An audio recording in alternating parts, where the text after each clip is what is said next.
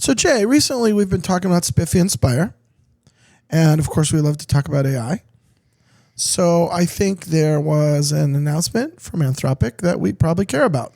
Yeah, they're releasing so much stuff all the time. It's almost hard to keep up. But one thing I caught was the Workload Identity Federation documentation that Anthropic published. Had a lot to say about how agents will be able to authenticate down the road. So Anthropic was the original source and generation of MCP servers, right? Model Context Protocol, which is great. It's a way for AI to hook up and use tools in a very natural way. But obviously, there has to be a lot more around the security around all of that. So we've got the protocol. It works. A lot of people are testing and using it. It's great.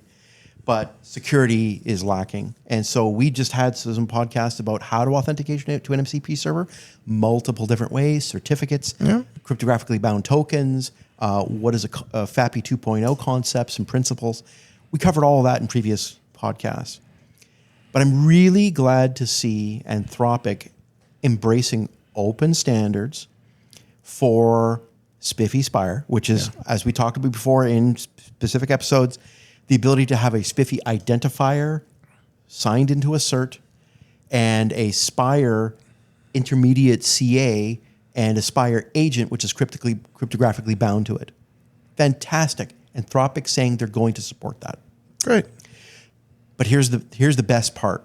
It's literally written in that document. In fact, maybe I'll throw the link up onto the screen about where to find this if you haven't seen it already.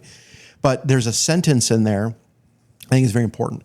It basically says your SPIRE needs to be rooted in something with an upstream authority. In other words, the SPIRE server shouldn't just be rooted in itself.